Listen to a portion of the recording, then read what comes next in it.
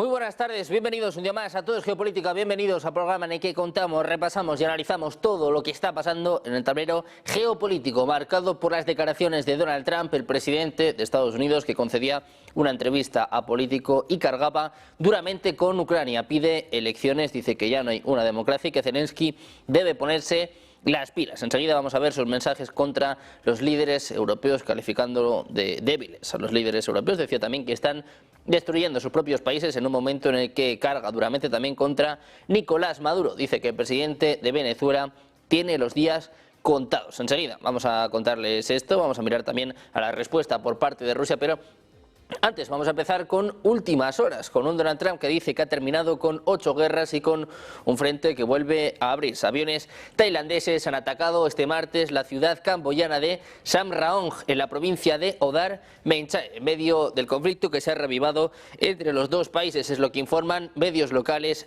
Este martes se informa que los ataques fueron llevados a cabo por cazas F-16 contra el centro de la ciudad. Las hostilidades en las zonas fronterizas entre ambos países se reanudaron el domingo pasado. Desde entonces, en Camboya se han registrado al menos unas 7 muertes y al menos 20 heridos. Por su parte, en el lado tailandés han fallecido al menos 3 soldados y otros 29 han resultado heridos. A las 10:30 de este martes, hora local, el ejército tailandés ha utilizado aviones de combate F-16 para lanzar bombas en el centro de la ciudad de Samrong, provincia de Odar Meanchai, causando daños, como están viendo, a varios edificios e infraestructura. Mientras tanto, Donald Trump afirmaba que Ucrania ya no es una democracia porque el país no ha celebrado elecciones desde que comenzó su guerra con Rusia. Decía Trump, hace mucho que no hay elecciones. Hablan de una democracia, pero llega un punto en el que esto ya no es una democracia. Denunciaba que Kiev no celebra elecciones bajo el pretexto del conflicto armado. Decía, están usando la guerra para no celebrar elecciones, pero creo que el pueblo ucraniano debería tener esa elección. Ucrania celebró sus últimas elecciones presidenciales en 2019 cuando Zelensky derrotó a Poroshenko. Las próximas elecciones estaban previstas para la primavera de 2024, pero Zelensky las pospuso debido a la ley marcial vigente en el país desde febrero de 2022. No es lo único que decía hoy un Donald Trump, que calificaba a la Unión Europea como un grupo en decadencia, con líderes débiles. En una entrevista para Político, Trump expresaba su convicción de que los representantes europeos quieren ser políticamente correctos. Decía, creo que no saben qué hacer, Europa no sabe qué hacer. Manifestó su disposición a apoyar a candidatos políticos europeos que se alineen con su visión. Respecto a las actuales negociaciones de paz en Ucrania, decía, pues que no se están abordando las preocupaciones de los líderes europeos de que Estados Unidos podría no respaldar a Kiev. Decía que Rusia está claramente en una posición más fuerte en comparación con Ucrania. Trump afirmaba que la mayoría de las naciones europeas están decayendo. Decía que algunos líderes deberían estar asustados por lo que están haciendo a sus propios países. Decía, literalmente, están destruyendo a sus países. Se refería sobre todo a estas políticas relativas a la migración. Y terminamos mirando otro mensaje de Donald Trump. El presidente de Estados Unidos decía que el mandatario venezolano Nicolás Maduro tiene los días contados. En una entrevista con Político, Trump lanzaba un nuevo ultimátum en contra de Maduro en medio de la agresiva campaña de Washington contra Caracas. Dice además que sus días están contados. Se negó a dar más detalles, pero deslizaba su respaldo tácito a la opción de forzar la salida del mandatario del poder. Un día marcado por esta entrevista, por estos mensajes de Donald Trump, más duro que nunca con Ucrania, humillando de nuevo a los líderes europeos. Vamos a analizar todas estas cuestiones con los mejores expertos. Hoy tenemos a Adrián Celaya, presidente de EIKE Group. ¿Qué tal, Adrián? Muy buenas tardes. Sí, está silenciado. Enseguida vamos a escuchar a Adrián. Sí, ahora. Lo he desactivado yo mismo porque hay ruido de obras aquí cerca. Bueno, bien, sí. No, decía que gracias por invitarnos y encantado de estar con vosotros y con nuestros compañeros. Encantado de tenerte una semana más por aquí, Adrián. Tenemos también a José Luis Orella, profesor titular de Historia Contemporánea en la Universidad CEU San Pablo. ¿Qué tal, José Luis? Muy buenas tardes. Muy buenas, del mismo modo. Es un placer estar con vosotros y también con mis compañeros de tertulia. Y por último presentamos precisamente a Emiliano García Coso, profesor de ICADE, de Derecho Internacional y Relaciones Internacionales. ¿Qué tal, Emiliano? Muy buenas tardes. Muy buenas tardes, Sergio y compañeros. Bueno, pues si te parece, Emiliano, empezamos contigo, que imagino que tendrás mucho que decir de estas palabras, esta entrevista de un Donald Trump, bueno, que prácticamente tenía para todos, ¿no? Hablaba de Maduro, hablaba de Europa y sobre todo, si os parece, vamos a empezar con lo que dice de Ucrania. Dice, bueno, pues que no es una democracia, que hay que celebrar ya elecciones, que Rusia está en una posición mucho más fuerte, que Zelensky tiene que ponerse las pilas. Nos recuerda pues a lo que pasó después de esta bronca en el despacho Oval, ¿no? Trump más duro que nunca con Ucrania. Sí, la verdad es que empieza de nuevo con ese argumentario que parece que ha sido dictado al oído por parte del gobierno ruso, porque no me deja de sorprender, primero, estos continuos cambios, que lo único que hacen es imposibilitar una línea de acción conjunta, y luego leyendo el documento, bueno, por llamarlo documento, porque le podríamos llamar panfleto realizado junto al gobierno ruso de la nueva estrategia de seguridad nacional, pues es absolutamente impresentable, porque desde hacer injerencia en asuntos internos europeos llamándonos decadentes, pero a su vez comentando que las monarquías del Golfo Pérsico y gobernantes del Golfo Pérsico no hay que meterse con su forma de gobierno por diferencias culturales y que por lo tanto hay que tener otra visión. Es decir, realmente en ese documento de estrategia de seguridad nacional no hace prácticamente ninguna mención a Rusia, indirectamente a China, y con quien se descarga, pero bien, es con los europeos, donde no solamente nos llama decadentes, sino que realmente considera el proyecto de la Unión Europea pues una amenaza de influencia de organización internacional que no lleva a ningún lado más que a la decadencia europea, es decir, absolutamente inaceptable desde un punto de vista europeo, y espero que los europeos reaccionemos, porque si la política que va a ejecutar se va a basar en ese documento, pues ya tenemos claro que no solamente Ucrania está sola, sino que los europeos también estamos solos. Es decir, es como si hubiera habido un acuerdo tácito donde el señor Trump hubiera llegado a un acuerdo con Putin. Yo me reparto el hemisferio occidental, que es lo que ellos consideran su zona de influencia, y usted, Rusia, se puede quedar con toda Europa e interferir todo lo que quiera. Es decir, es realmente muy preocupante, y no sé ni cómo los demócratas no han dicho ni mu respecto a este documento, cuyas 33 páginas no hay desperdicio alguno de lo que nunca debe ser una política de un supuesto aliado o socio internacional. Bueno, pues un momento crítico, un momento clave para saber qué va a pasar con este conflicto en Ucrania, con Rusia avanzando en el campo de batalla, con las conquistas en las últimas semanas de Pokrovsk, de Kupiansk, y sobre todo con la conquista del presidente de Estados Unidos, ¿no? Donald Trump, que vuelve a las andadas, pero que quizás está siendo más duro que nunca. José Luis, te quiero preguntar por esto, estos mensajes de Trump pidiendo elecciones ya en Ucrania. Bueno, esto resulta también, pues bueno, pues un poco irrelevante en el aspecto que como bien se ha dicho, ¿no? En otras partes del globo, bueno, pues no se mete a plantear ningún tipo de asomo de moralidad con respecto a la democracia, o incluso tiene otros países aliados con primeros ministros acusados de un montón de delitos de tipo de corrupción, y no plantea esos aspectos de moralidad, sino que por el contrario los ha armado con un puente armamentístico importante. Entonces aquí depende en muchos casos, bueno, pues de la relación que tenga con ese país. Con respecto a lo de Ucrania, claramente lo que se ve es que no se dan las condiciones en plena guerra para darse unas elecciones un poco en ese aspecto. O sea, más bien, si tienes que acusar de ausencia de libertades en lo de Ucrania, tendrías que tirar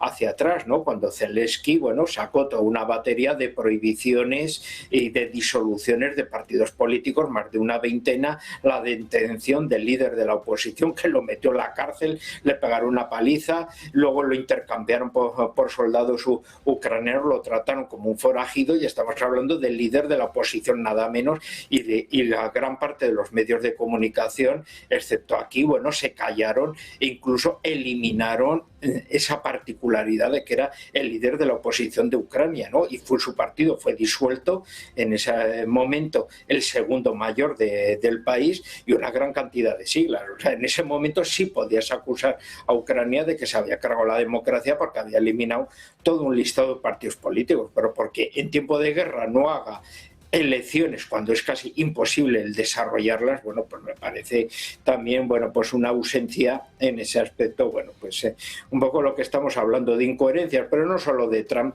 sino ya un poco también de la administración anterior. El tema de lo de Europa lo hemos hablado también muchas veces, o sea, Trump está aprovechando esa caída del prestigio que ha tenido la Unión Europea en todos los aspectos, pero que también gran parte de las razones provienen de la época de la administración demócrata, que favoreció, influyó e intentó claramente una influencia ideológica en todos los aspectos en los países europeos, que chocó y ha favorecido, bueno, pues una ruptura social, incluso política, y por lo tanto también una polarización, cuando el proyecto de la Unión Europea, aunque en sus orígenes y en sus raíces estuviese muy patrocinado por los Estados Unidos en el periodo de la posguerra, bueno, pues tenía a niveles teóricos, incluso políticos, un proyecto que ilusionó muchísimo a los europeos. Ese proyecto claramente se lo han cargado con el final de la Guerra Fría,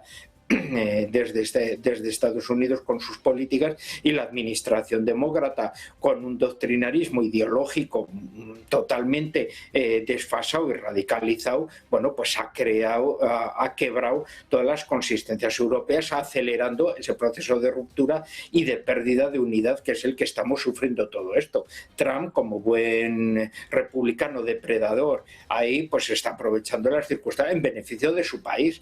A él Europa le da lo mismo exclusivamente como un mercado para las empresas internacionales de Estados Unidos, como lo está demostrando claramente, ¿no? O sea que es un campo de protectorado para Estados Unidos, y para nada ni es un aliado ni es un planteamiento, desde luego, de alguien que considere que está a su altura, ¿no? Más bien los estatistas que van con una fuerte personalidad son los que, bueno, le hacen gracia un poco en ese aspecto, ¿no? Pero la Unión Europea en absoluto. Bueno, pues pendientes de la Unión Europea, de los líderes europeos, hoy con Merz respondiendo, bueno, pues que no necesitan a Estados Unidos para que haya una democracia en Europa. Vamos viendo alguna respuesta por parte de los principales líderes europeos. Sobre todo parece que Friedrich Merz también es el que ha tenido las elecciones hace menos tiempo, ¿no? O sea, es el que está un poco más consolidado, pues está un poco a la cabeza, ¿no?, de estas respuestas. Pero bueno, más allá de esto, Adrián, te quiero preguntar por los mensajes de Trump sobre Ucrania, pidiendo elecciones, diciendo que Zelensky debe ponerse las pilas, que Rusia tiene una posición más fuerte. ¿Te sorprenden estas palabras de Trump? ¿Crees que puede tener algún tipo de resultado para que Zelensky pueda de alguna forma también aflojar? Bueno, tendrían que ser estas palabras junto a toda una estrategia dirigida a un cambio de posición de Zelensky o a un cambio de personas en la presidencia, ¿no? No es que sea sorprendente, porque como el propio Emiliano ha dicho, la posición de Estados Unidos sobre Ucrania y sobre Rusia cambia todas las semanas, ¿no?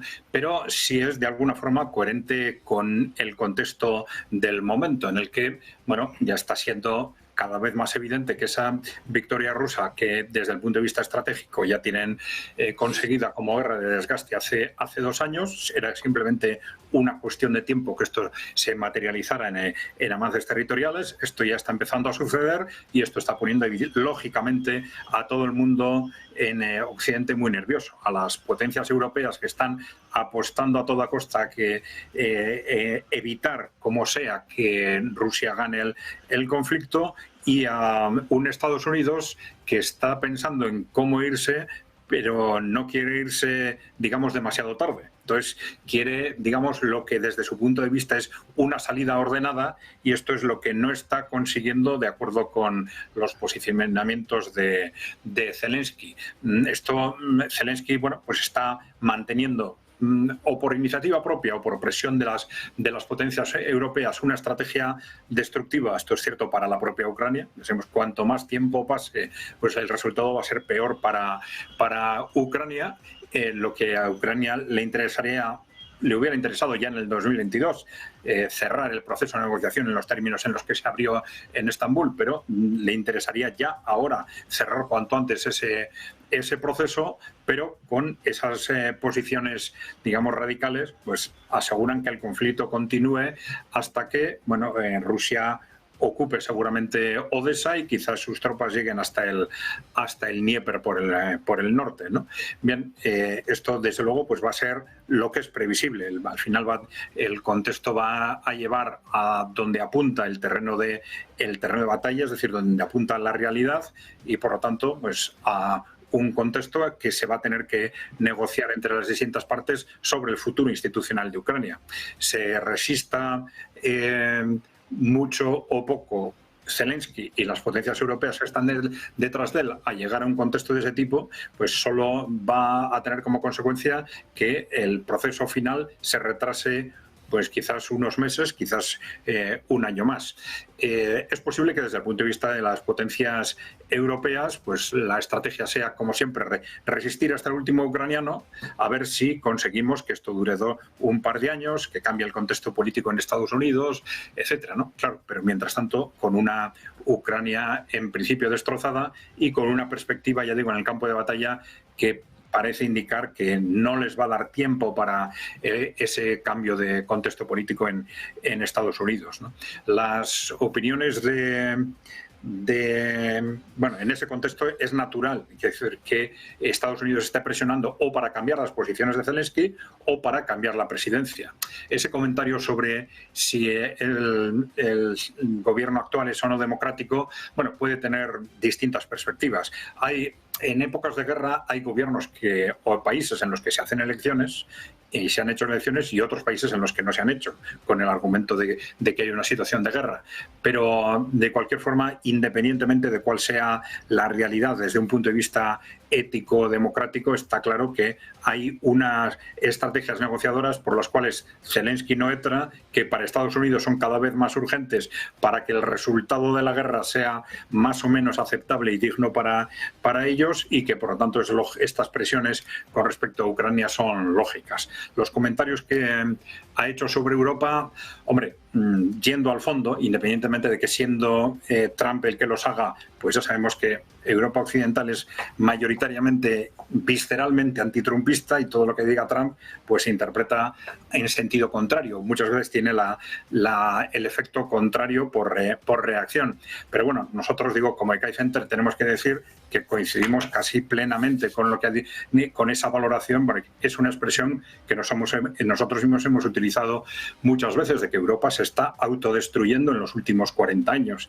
Y esto en el ámbito económico, en el ámbito social, en el ámbito cultural, demográfico y sobre todo porque ha habido, digamos, unas políticas o una ausencia de políticas realmente increíble. Es decir, los problemas fundamentales se han sistemáticamente escondido, nos hemos inventado problemas que no existían, en fin, una gestión política desastrosa que lamentablemente solo se va a arreglar con un cambio de la clase política. Pero la realidad es que viendo incluso la Unión Europea, como ha dicho José Luis, después de la Segunda Guerra Mundial funcionó razonablemente bien desde un punto de vista económico, pero lo cierto es que a partir del Tratado de Maastricht del 92, que entró en vigor en el 93, nada ha funcionado bien en Europa.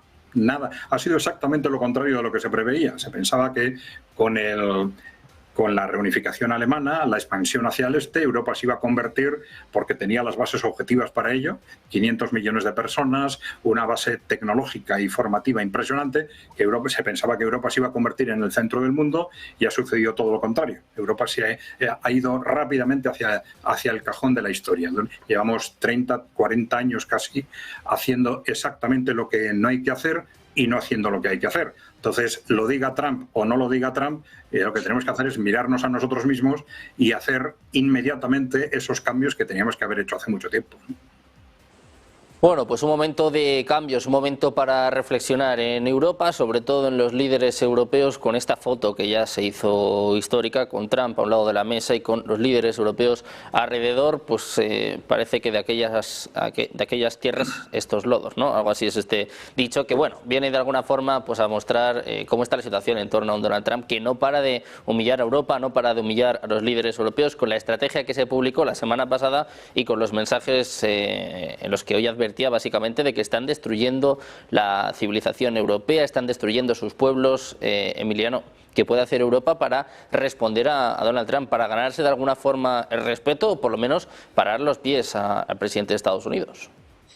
Bueno, es que ganarse el respeto, yo no sé por qué nos tenemos que ganar el respeto del señor Trump. El señor Trump ahora mismo está en las antípodas de lo que podríamos también conocer como una democracia clásica en los propios Estados Unidos. Recordemos que desde que ha entrado el gobierno está dedicado sistemáticamente a desmantelar la famosa división de poderes en la que se sostiene toda la democracia. Gobierna a través de decretos presidenciales, tiene completamente tomado el Tribunal Supremo de Estados Unidos, que le habilita para hacer cualquier tipo, con esa inmunidad global que le dio y que por lo tanto está exento de responsabilidad, haga lo que haga.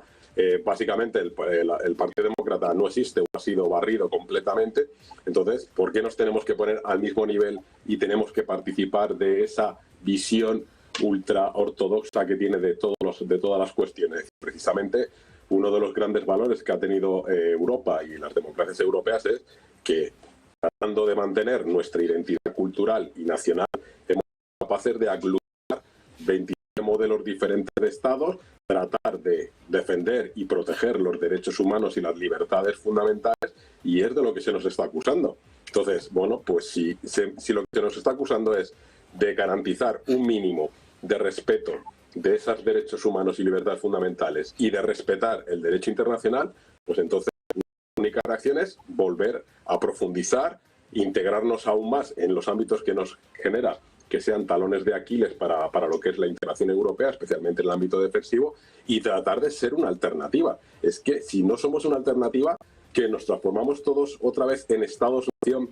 que no podremos. Si ahora mismo tenemos problemas de competitividad con China, con India, con los propios Estados Unidos, ¿qué quiere Trump? Trump lo que está alabando es los ultranacionalismos, volver a esa idea de Estado-nación. De hecho, en el propio paper viene a decir que lo que debe favorecer es el realismo estatal basado en la identidad de los intereses puramente nacionales, y que cualquier elemento de cooperación internacional, la institución que queramos denominarla, no sirve para nada y que por lo tanto va a combatir eso. Entonces yo creo que no podemos renunciar a lo que hemos construido, porque nos ha costado mucho, ahí tiene sus imperfecciones, pero es lo que nos permite ser algo en los próximos años. Si no, estamos abocados a desaparecer. A él le encantaría que esta triada que se está montando dentro de la Unión Europea con Hungría, Chequia y Eslovaquia, pues fuese el detonante, y que también ampliásemos a Polonia y luego Francia. Es decir, que los partidos ultraderechistas o ultranacionalistas que están, digamos, ahí y que están siendo hostigados o financiados tanto por una parte como por otra, pues sean los que nazcan, y que por lo tanto desaparezca cualquier modelo de cooperación intergubernamental o de integración europea. Y yo creo que eso, sinceramente, si permitimos que avance esa ideología trumpista en Europa, estamos abocados a ser la insignificancia, que en el fondo es otra de los grandes puntos de coincidencia entre el señor Putin y el señor Trump. No quieren una Unión Europea. La Unión Europea supone diferentes problemas en lo económico, en lo comercial y en la influencia política o securitaria. Y por lo tanto, ahí coinciden los intereses. Trump, por una parte, por esa visión de diplomacia transaccional basada única y exclusivamente en hacer business, y los business que sean específicamente para interés de Estados Unidos o de sus propios familiares. Y por otro lado, el señor Putin, que considera que la Unión Europea y dentro de la Unión Europea su pertenencia más o menos de todos los estados a la OTAN supone una afectación a su zona de influencia europea. Entonces, sinceramente, como europeos tenemos que reaccionar, no nos podemos quedar cruzados de manos, y tenemos que responder porque lo que ha dicho es que va a apoyar a todos esos partidos que lo que pretenden es acabar con ese proyecto europeo, que tendrá sus debilidades, pero que nos ha permitido sobrevivir a tormentas monetarias, a amenazas securitarias. Es decir, si no hubiera sido por eso, ahora mismo estaríamos pues siendo Estados-nación sin ningún tipo de significancia y sin ningún tipo de relevancia en cualquier foro internacional. Entonces, pues esperemos que no triunfe esta visión puramente nacionalista y basada en el Estado-nación y sobre todo en las amenazas y en el incumplimiento sistemático del derecho internacional, porque si se acaban las reglas internacionales estamos abocados a guerras. Y de hecho, él que pues pregunta a Camboya de Tailandia, que firmaron el acuerdo delante de él, o pregunta a República Democrática del Congo y Ruanda, que vuelven a estar en conflicto. Es decir, que todo ese gran hacedor de acuerdos de paz ni siquiera los logra. Él sigue presumiendo, pero resulta que luego, como están hechos, que es lo que pretende imponer a Ucrania, pues eso finalmente da lugar a nuevos conflictos al día siguiente, a la semana siguiente, o dejan un conflicto latente por años y años, que luego los europeos seremos los que tendremos que pagar las facturas. Bueno, pues Europa pendiente de estos vaivenes por parte de Donald Trump, con declaraciones ahora mismo, por cierto, del presidente ruso. Vladimir Putin dice que el Donbass es un territorio histórico de Rusia, dice que esto es un hecho histórico y además dice que va a llevar hasta el final esta operación militar. Dice literalmente que Rusia va a lograr todos los objetivos de la operación militar especial. Muy pendientes de estos mensajes por parte del presidente ruso en medio, bueno, de este discurso, ¿no?, de esta entrevista hoy por parte de Donald Trump. Vamos a ver la respuesta por parte de México. Como saben, ayer Trump amenazaba con aranceles en torno al 5%. Hablaba, bueno, de una disputa que tiene con México desde hace muchos años. Decía, bueno, pues que México está en deuda con Estados Unidos y que está en un momento crítico, que debe responder, que debe de alguna forma pagar esta deuda. Hoy ha respondido la presidenta mexicana Claudia Sheinbaum. Nos va a contar todos los detalles nuestro compañero Enrique de Castilla. ¿Qué tal, Enrique? Muy buenas tardes. Muy buenas tardes, Sergio. Efectivamente, Claudia Sheinbaum, que ha respondido a esas amenazas del presidente de los Estados Unidos, de Donald Trump, diciendo en esa reunión habitual, en esa comparecencia ante los medios de comunicación, en el día de hoy, en la mañanera, que México, que su país va a buscar a toda costa un acuerdo histórico con Estados Unidos tras las amenazas del presidente de Estados Unidos, Donald Trump, de imponer un arancel del 5% por supuesta insuficiencia a la entrega de agua según el tratado de 1944. Sheinbaum ha sido bastante clara, ha dicho que México ya ha enviado más agua que en años anteriores a Estados Unidos. Pero eso sí, ha advertido que existen límites físicos en las infraestructuras de ductos hacia el río Bravo y las necesidades del país. Hoy, eso sí, también ha confirmado que se realizará una reunión virtual para negociar un acuerdo que respete el derecho humano al agua y beneficie a comunidades y agricultores de ambos países, tanto de Estados Unidos como de México. Escuchen ustedes a Claudia Sheinbaum. Pues eso tendría que responderlo el presidente de los Estados Unidos, ¿verdad? Pero está la gráfica de lo que se entregó de agua este año. Es mucho más agua de la que se había entregado en años anteriores. ¿Por qué? Pues porque había agua, porque teníamos la posibilidad de entregar más agua. Y ahora, para poder cumplir con el tratado, pues tenemos un acuerdo y se van a hacer una serie de propuestas para poder entregar agua de aquí a diciembre y otra que venga en los siguientes años, que no ponga en riesgo evidentemente a la población y a la producción agrícola en México, pero que también podamos ayudar a los Estados Unidos. Entonces, yo confío en que podamos llegar a un buen acuerdo.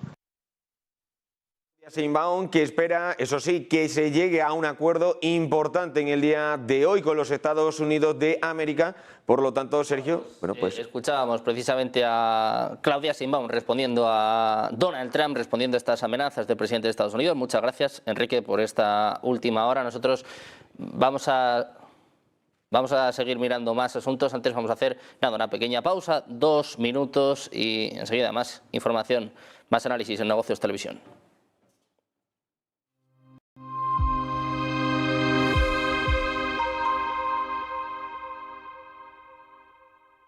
El café natural, no torrefacto, natural, reduce infartos, ictus, problemas de las arterias de las piernas, problemas de deterioro cognitivo, problemas renales. ¿Y cuánto? Hasta 5 tazas al día se ha demostrado un efecto exponencial. Es un mito que el que tiene hipertensión no debe tomar café. La sal bien, el café mal. El café hay que mantenerlo. Haces preguntas que nos van a meter en un pequeño marrón. Lo siento, no era mi intención.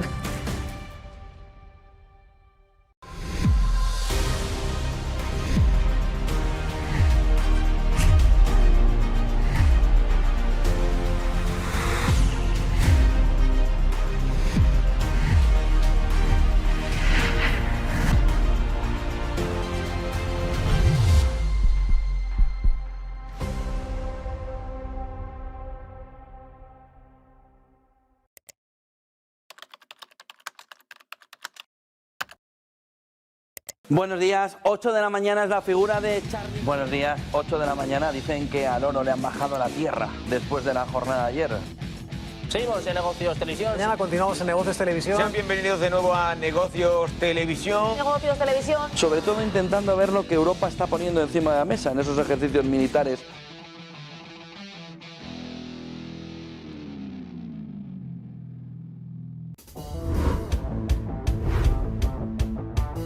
Buenos días, 8 de la mañana, ¿han desayunado bien? Si estás viendo esta cadena es que te gusta estar bien informado y te gustan mucho los mercados financieros.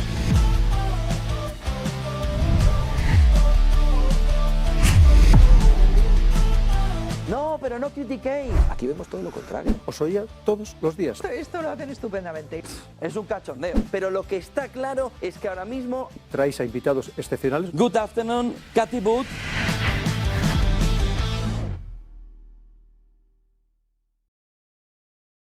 ¿Tiene sentido la creación de dos estados? Allí no quieren dos estados porque Israel realmente nunca ha tenido un interés geopolítico en Gaza. Lo que a Israel le interesa es Cisjordania. Desde luego ellos tienen una actitud 100% genocida porque ellos hablan literalmente de limpiar Gaza. El gran grueso de la población palestina e israelí no está hoy por la solución de los dos estados. El elemento fundamental es el nacimiento, ¿no?, de las entidades políticas. Ojo, no confundir israelí con israelita, pero israelí no es lo mismo que judío. Es decir, tú puedes ser israelí pero no ser judío. Lleváis sin controlar el territorio prácticamente 2000 años. Por eso hoy día los árabes dicen, bueno, vale, a lo mejor estaban primero los judíos, pero es que los árabes musulmanes llevan gobernando ese territorio 1500 años. Le guste a algunos o no, Israel ya está fundado. Y además Estados Unidos y la Unión Soviética decidieron reconocer ese Estado. ¿Qué pasó? Que el Estado palestino nunca se llegó a crear. Es difícil llegar a esa construcción de esos estados. El sionismo es un movimiento político que surge en la última década del siglo XIX. Una cosa muy curiosa es que estos líderes del sionismo, Pinsker, Herzl y los posteriores, no eran personas especialmente religiosas. Eran personas laicas. Ahora bien, una cosa curiosa que dice Herzl es: no podemos imponer ese estado por la fuerza. ¿Por qué? Porque él dice, y en esto fue profético, como empecemos a intentar entrar poco a poco y no colaboremos con los árabes que allí viven, esto acabará en una guerra.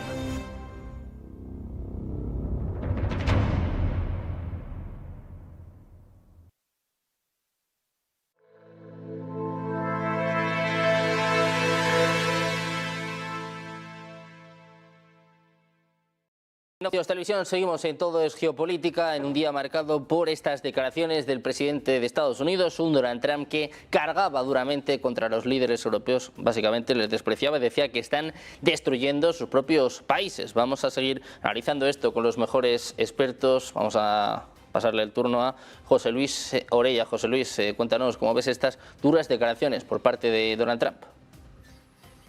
Hombre, pues un poco ese desprecio que desde luego resulta un poco insultante, ¿no?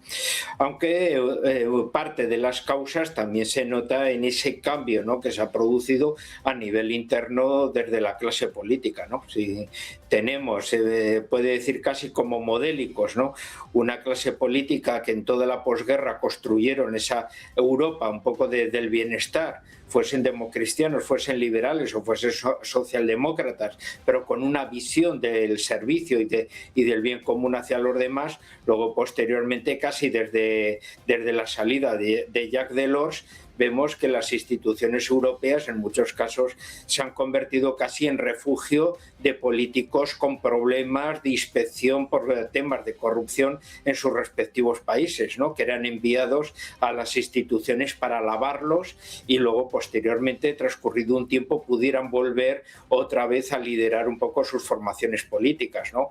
Formaciones políticas que han ido perdiendo el interés de defensa de los intereses de los sectores sociales a los cuales representaban, y como hemos visto también un poco por la corrupción, han sido más representativos de lobbies de intereses de grupos industriales y económicos, y por tanto también esos sectores sociales han buscado sus alternativas en diferentes movimientos, ¿no?, la mayoría de ellos con un populismo muy fuerte, sean o de derechas o sean de izquierdas, ¿no?, pero han ido claramente buscando otro tipo de alternativas, y eso se ha depreciado y ha favorecido y ha provocado una gran inestabilidad y un divorcio total entre los asuntos reales que afectan a la sociedad europea y lo que representa, bueno, pues una clase política de la Unión Europea que está desde luego distanciada absolutamente y representada, bueno, por otro tipo de intereses, ¿no? Y eso es lo que favorece claramente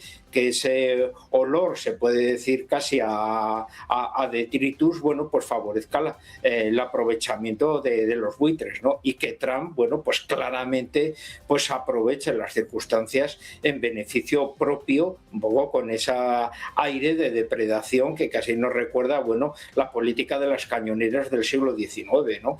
Pero hay que tener en cuenta que ese debilitamiento no viene ahora, no es que lo favorezca, sino que está aprovechando algo que es ya una causa interna que viene delante y que favorece, bueno, todo este hundimiento interno con unas políticas que a todo el mundo sorprende porque van en beneficio de segmentos muy minoritarios pero muy influyentes y que desde luego no tiene absolutamente nada que ver con la mayoría de las sociedades europeas que creen en este proyecto y que se ven desde luego afectados en todas sus seguridades por esta inestabilidad y por las ambiciones personales de una clase política que para nada pues es representativa de los sectores europeos, ¿no? Que están pues intentando pues procurar dar una solución democrática a todo ello y desde luego pues las experimentaciones son malas, pero los partidos políticos tradicionales ya no representan lo que representaban pues hace más de medio siglo.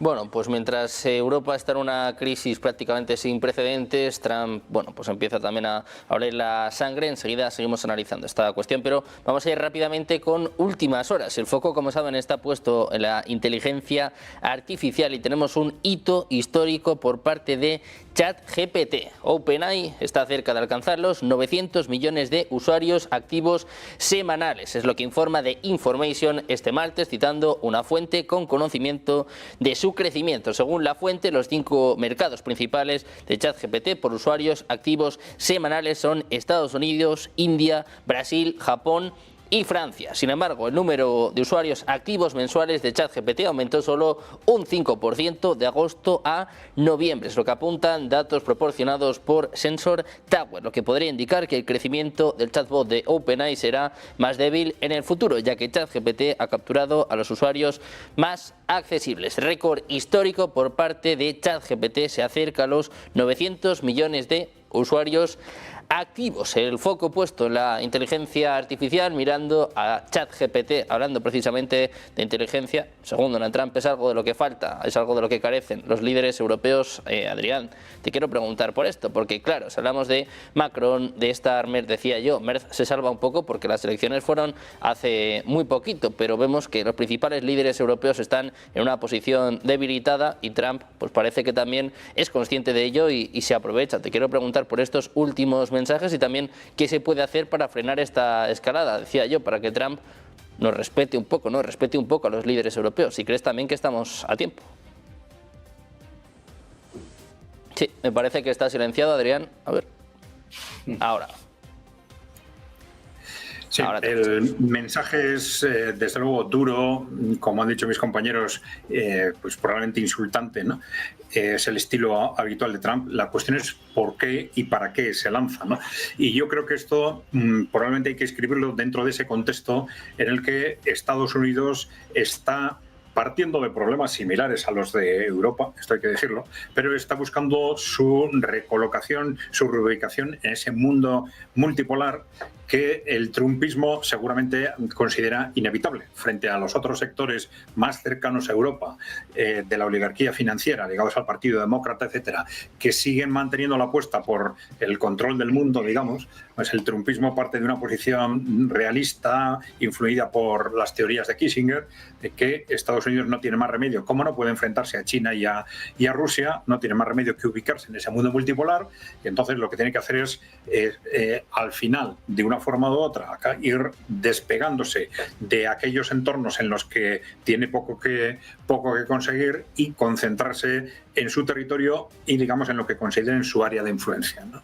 Bien, yo creo que seguramente hay que ubicar esto en ese contexto, esa advertencia de que es muy importante, de que Estados Unidos podría abandonar la OTAN en un plazo de un año. Creo que ha dicho Donald Trump, si los países europeos no cumplen con sus compromisos de aportaciones presupuestarias, etcétera, o sus posiciones en la guerra con respecto a la guerra de Ucrania, que parecen, pues, como decía antes, responder a una voluntad de escapar antes de que sea demasiado tarde. Dando por supuesto que viene esa victoria rusa en Ucrania, pues han intentado de alguna forma convencer a Rusia en primer lugar para que ceda en las negociaciones lo que ha ganado en el campo de batalla, por si había suerte, pero bueno, Rusia no ha entrado por ese camino, lógicamente, y lo que van a intentar pues es buscar argumentos para escapar de la mejor forma posible, ¿no?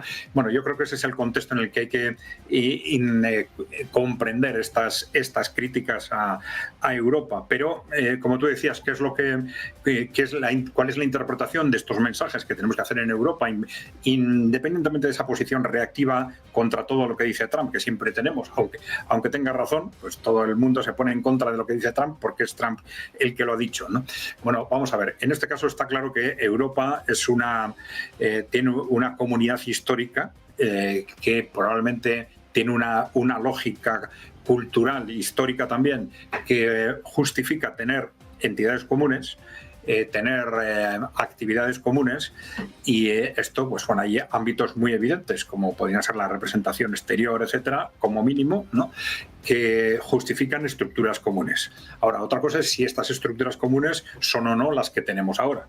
Y, como he dicho antes, si somos capaces de analizar la realidad como es, dejar de movernos en base, como hacemos siempre en Europa Occidental, en base a campañas mediáticas, y ahí recuperamos la razón, la capacidad de analizar las cosas como son, pues nos damos cuenta enseguida de que Europa no está funcionando, la Unión Europea no está funcionando. Entonces, vamos a ver si somos capaces de analizar por qué no está funcionando, qué es lo que a partir del final de la Guerra Fría hemos hecho bien y hemos hecho mal, y por tanto somos capaces de cuestionar algo, porque claro, lo que digamos los partidos tradicionales han caído es una especie de mitificación del europeísmo, de tal forma que todo lo que hace la Unión Europea parece que está bien, todo lo que hace la Unión Europea está bien, y cuestionar que la Unión Europea esté haciendo las cosas bien, pues es antieuropeo, pues retrógrado, extremista, populista, etcétera.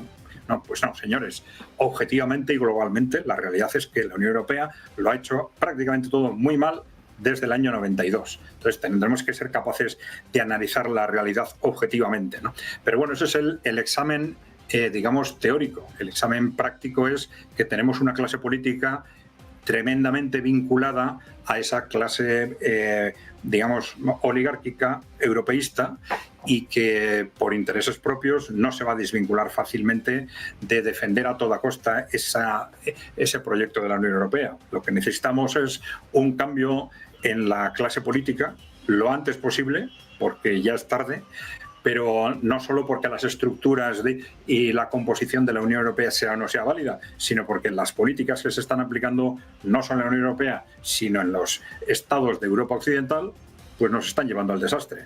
¿Sí? No ser capaces de analizar esta realidad. Otra cosa es que las soluciones sean unas u otras, que sean las que les gustaría a Trump o las que les gustaría a uno u otro, pero es que tenemos que ser capaces de analizar lo que realmente se ha hecho mal, para ser capaces de solucionar una situación que nos está llevando, ¿no?, además de ese desastre económico, social, cultural, demográfico, además a un estallido político que lo tenemos ya delante de nuestros ojos, va a suceder de una forma u otra en los próximos años, y el que esto sea más o menos caótico pues va a depender de que seamos capaces cuanto antes de cambiar esta clase política que nos está representando, pero no está haciendo lo que tiene que hacer. Bueno, pues un momento para reflexionar en Europa, un momento también, bueno, pues para marcar posición por parte de los líderes europeos, muy pendientes de lo que dice Donald Trump. Si os parece, vamos a sacar un último tema. Vamos a mirar a Venezuela y en concreto a Nicolás Maduro. Ha dicho Trump que los días de Maduro están contados y además no descarta operaciones en México o en Colombia. Siguen las amenazas del presidente de Estados Unidos, sobre todo ahora importante, ¿no? Porque en las próximas horas parece que María Corina Machado va a recibir el Premio Nobel de la Paz. El Mirano, sí, perdón, vamos contigo. Perdona, creía que ibas a poner algo. Pues nada, desafortunadamente el concepto de no injerencia a los asuntos internos y del respeto de la legalidad internacional para el señor Dan, como venimos diciendo, pues no existe. Entonces, ojalá acabe el régimen de Maduro, pero esperemos que no sea a través de ningún tipo de operación militar, puesto que hay de nuevo quien sería perjudicado, sería el pueblo venezolano, que ya lleva sufriendo bastante los 20 y tantos años entre Chávez y Maduro, ¿no? De esta dictadura populista que ha acabado con la riqueza de un país que podría ser un referente en términos económicos y de estabilidad económica en la región. Mete en el mismo paquete a Colombia, lo cual también es prácticamente inviable. Debe ser que por mucho que diga luego que ama a Colombia, no conoce Colombia ni la orografía colombiana como para también tratar de amenazar con campañas u operaciones militares en territorio colombiano.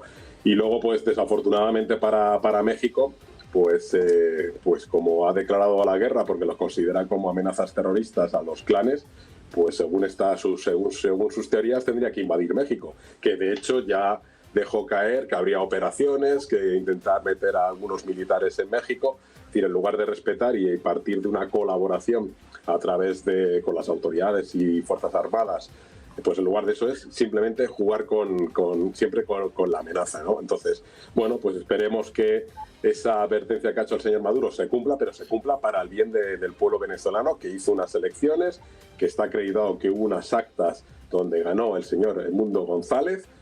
La señora Marina Corche no, porque la habían inhabilitado, aunque va a recibir hoy o mañana el premio Nobel, pero que logre que ese país, que puede tener un potencial increíble en términos económicos, vuelva a recuperar, digamos, la normalidad de la senda democrática, la democracia con sus virtudes y con sus defectos, pero que exista una democracia donde no haya presos políticos ni encarcelamientos sin ningún tipo de causa justificada, y sobre todo que no desmantelen el Estado venezolano enriqueciendo a los 4 o 5 que rodean al señor Maduro, y especialmente dentro del ejército. Entonces esperemos que esa consideración que ha hecho el señor Trump es porque hayan convencido a alguien dentro del ejército, que es el único que puede conseguir que el señor Maduro coja un avión y salga hacia donde el destino le lleve, y por lo tanto vuelva a la democracia a Venezuela, que será una gran ayuda para todos, porque cualquier tipo de operación militar, lo que tiene que tener claro que si la crisis económica que ha desencadenado la malísima gestión del gobierno de Maduro llevó a 8 millones de venezolanos al exterior, cualquier tipo de conflicto armado, de operación militar, ya no van a ser 8, van a ser otros 8, 16. Y eso da lugar a otra de las grandes obsesiones que tiene el señor Trump del control de la migración, que utilizan a inmigrantes en cárceles, deficientes, terroristas, lunáticos. Bueno, todo este argumentario que utiliza también el señor Trump, y que no es así en gran parte de esas corrientes migratorias, sino son gente con necesidades económicas y que buscan lo mejor posible para mantener a sus familias. Entonces, bueno, pues a ver qué ocurre en la próxima semana, si finalmente se cumple esa consideración que ha hecho el señor Trump. Bueno, pues un Donald Trump que lanza, iba a decir, otro ultimátum más a Nicolás Maduro. Van muchos en las últimas semanas. Te quiero preguntar por esto, José Luis, ¿crees que al final se va a cumplir? ¿Crees que los días de Maduro realmente están contados en Venezuela? Hombre, a nivel de presiones nos falta información, pero lo que parece suceder, ¿no? Una intervención militar tendría unas consecuencias muy negativas en ese aspecto. No creo que Donald Trump se vaya a atrever a una intervención que claramente, bueno, está fuera de lugar, ¿no? También hay que tener en cuenta que Venezuela nunca ha sido ninguna república bananera, ¿no? O sea, históricamente nos podemos ir a los años 50, 60, cuando era otro concepto concepto y era uno de los modelos políticos a desarrollar junto con Chile, ¿no? O sea, eran dos de los países estables políticamente, con unas democracias similares a la Europa occidental y que claramente se las señalaba y se las subrayaba como modelos para todo el continente, ¿no? O sea que esa era Venezuela. No estamos hablando, por tanto, bueno, de esa manera despreciativa que tiende un poco a mirar desde su vecino del norte, y claramente es un país, bueno, con un pasado, con unas raíces muy profundas en la convivencia, en la pluralidad, y para recrear otra vez de nuevo, bueno, pues un régimen democrático como es el que están reivindicando gran parte de la sociedad venezolana, tanto los que viven dentro como los que viven fuera, ¿no?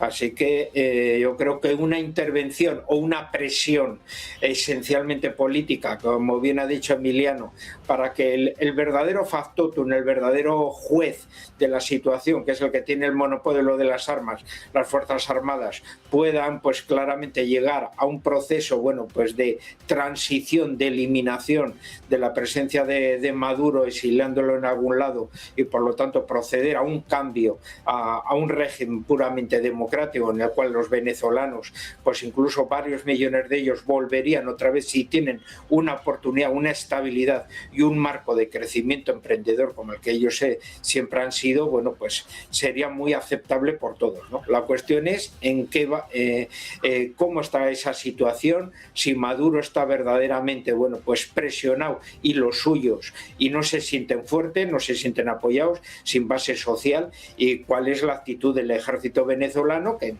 teoría es el ejército de todos, pero sabemos, bueno, su intervencionismo y su elemento determinante en todas las facetas económicas que actualmente pues tiene Venezuela, y que por tanto están metidos un poco todo ello siguiendo un poco el modelo, el ejemplo que les han dado sus instructores cubanos, ¿no? Aunque son modelos diferenciados, pero la influencia cubana ahí está, ¿no? En algunos aspectos. Bueno, pues un momento crítico para Venezuela, un Nicolás Maduro que, bueno, de momento parece que aguanta el tipo, pero que sigue recibiendo mucha presión por parte de Estados Unidos. Adrián, quiero ver cómo calificas estos últimos comentarios de un Donald Trump que ya no solo mira a Venezuela, también apunta a México o a Colombia. Sí, la verdad es que a la vez o a medida que Donald Trump extiende el ámbito de sus amenazas, pues estas amenazas se hacen cada vez menos creíbles, lógicamente, ¿no? Desde el principio, yo creo que la generalidad de los comentaristas comentábamos que era muy impensable que Estados Unidos se lanzara a una operación masiva en tierra, ¿no? Para intentar pues ocupar, conquistar Venezuela, como se quiera llamarle, ¿no? Si descartábamos ese supuesto, pues nos quedaba la opción de que se estuviera intentando presionar para un golpe interno, para un golpe de Estado, o bien de fuerzas más o menos cercanas al gobierno, o bien de parte del ejército, ¿no? Pero claro, no han surgido durante estos días o semanas indicios concretos que nos llevan a pensar que hay alguna base de este tipo, objetiva de este tipo, y por tanto, salvo información confidencial, muy confidencial, que alguien pueda tener, pues hay que pensar que tampoco esa opción parece que esté realmente sobre la mesa, aunque no hay que descartar que todo ese despliegue que ha hecho Estados Unidos pues tuviese el objetivo de generar ese tipo de oposición más o menos improvisada, porque la otra opción es la negociación. Se sabe que existen negociaciones entre el gobierno de Venezuela y el gobierno de Estados Unidos, y es posible que el objetivo real sea que a través de esas negociaciones conseguir un determinado trato más o menos favorable para la economía de Estados Unidos o para determinadas empresas norteamericanas en la actividad económica de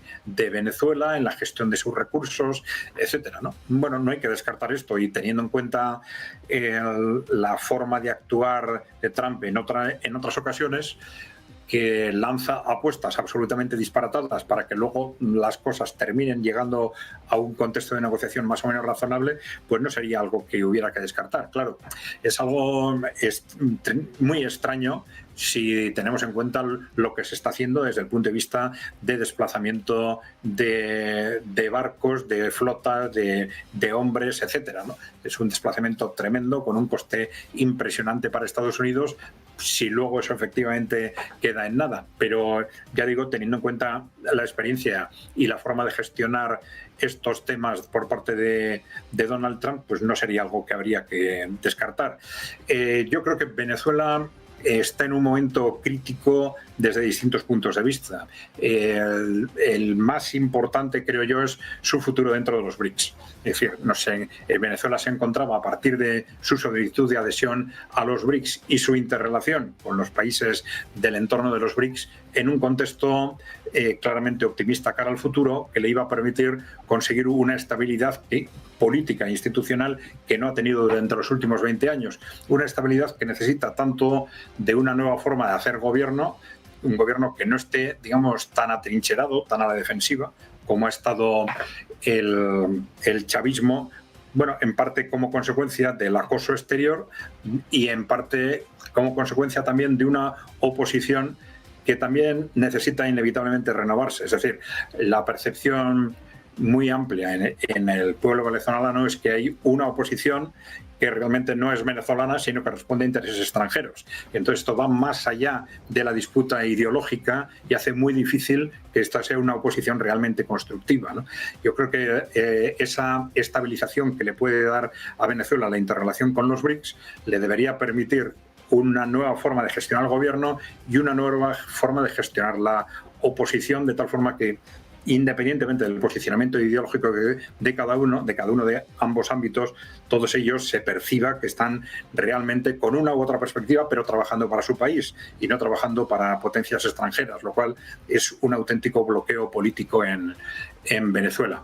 Esa interrelación con los BRICS no garantiza nada, pero es una oportunidad de gestionar las cosas de otra forma, de apostar por el desarrollo económico frente al extractivismo tradicional en Venezuela, no solo con el chavismo, sino también en generaciones anteriores, y apostar por el desarrollo económico, el desarrollo productivo, y ya digo, por un equilibrio social y político que ha sido imposible en Venezuela, fundamentalmente por la presión exterior durante los últimos 20 años. Bueno, pues un momento clave para Venezuela, atentos a estas amenazas de Nicolás Maduro. Muchísimas gracias a los tres por estar con nosotros, Emiliano, Adrián, José Luis. Un placer contar con los tres por aquí. Muchísimas gracias. Muy buena tarde. Gracias. Un abrazo. Nosotros que nos despedimos con última hora importante. Les decíamos que el foco estaba puesto en Venezuela, les decíamos que Machado está a punto de recibir el premio Nobel. Pues ojo con esta información, se cancela la rueda de prensa de María Corina Machado previo a la entrega del Nobel de la Paz. La entrega de este prestigioso galardón iba a tener lugar este miércoles, ahora está en duda. El Instituto Nobel de Noruega ha anunciado este martes que ha cancelado la rueda de prensa previa a la ceremonia de entrega del Premio Nobel de la Paz, que tendrá lugar este miércoles, es lo que informa la agencia de noticias NTV. El premio de 2025 de este prestigioso galardón fue otorgado a María Corina Machado. La organización asegura que no se puede en estos momentos prever cómo y cuándo la exdiputada va a llegar a la capital noruega. Responsable de comunicación ha indicado en declaraciones a Europa Press que fue la propia Machado quien confirmó su presencia en la ceremonia pese al alto riesgo de que no pueda regresar a Venezuela tras el viaje. El Comité Noruego otorgó el pasado 10 de octubre el Premio Nobel de la Paz a Machado por su incansable esfuerzo por promover los derechos y libertades en Venezuela, dice textualmente, y favorecer una transición justa y pacífica de la dictadura a la democracia. El Instituto Nobel de Noruega cancela la rueda de prensa de María Corina Machado. Hay incógnitas por su paradero. Antes de la cancelación, su hermana había comunicado que la opositora estaba intentando llegar a Oslo, en la capital noruega. Por cierto, ya están familiares de Machado y diversos líderes internacionales. Muy pendientes mañana de Oslo, pendientes de este Premio Nobel de la Paz, a la espera de si Machado podrá estar o no in situ. Nosotros vamos a hacer una pequeña pausa, 2 minutos, y enseguida más información. Negocios Televisión.